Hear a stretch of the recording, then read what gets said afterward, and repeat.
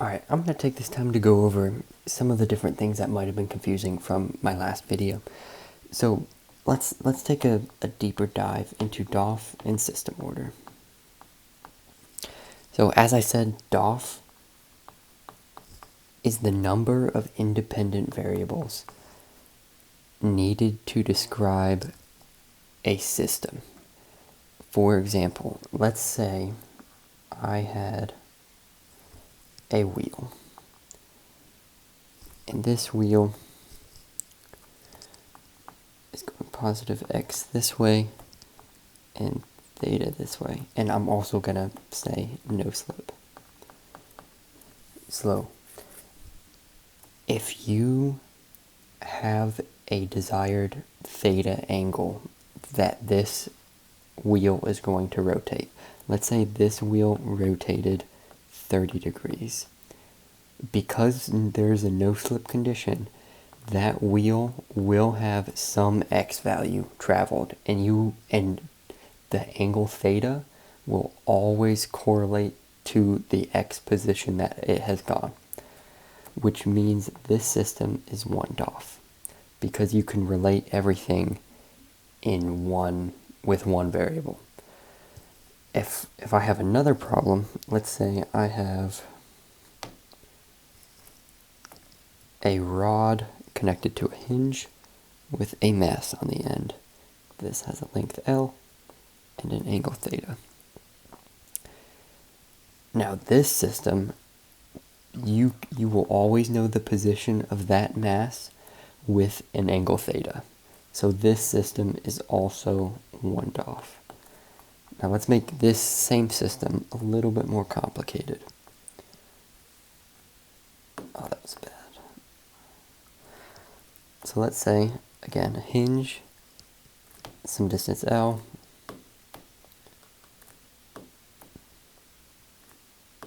oh my gosh, there we go.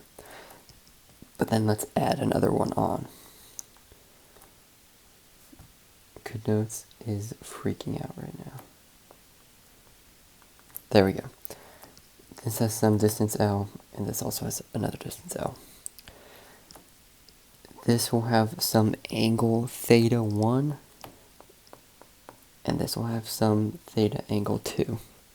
This will be x1, y1, and this will be x2, y2. So if we were to define this first point right here with some angle theta 1, we know this first point, but we have no idea what this second point is, because it could be anywhere along that curved path. So we also need to know this theta too, and that would define both of these points. So that makes this system 2 DOF. So that's a little bit of a deeper dive into DOF. It kind of becomes intuitive the more you do problems.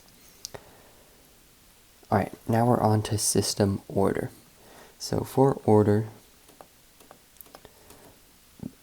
is the number of independent energy storage elements in a system.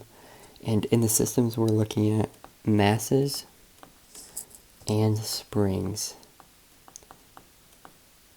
These are the two elements that store energy. So for example, if we had a mass that was connected to a damper,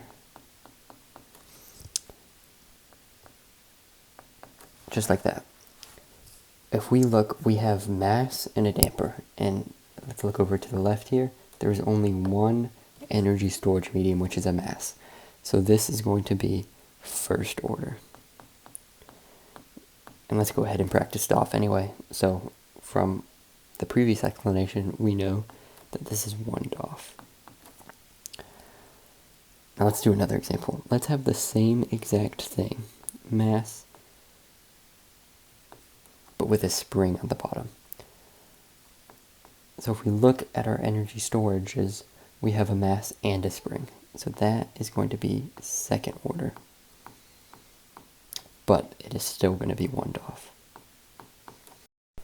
the last thing I wanted to go over is inputs and outputs. Output, input. So input is what you're putting into the system, and output is what you're getting out of the system. So if we look at our example from last video, we had our cart, and we had a force U, and then we had a damper on this end. So in this system, our equation was mv dot plus bv equals u. We are inputting a force u. So our input for this system is going to be u. And the output for this system is like the relative positions of the cart. So in this case, we have velocity and acceleration.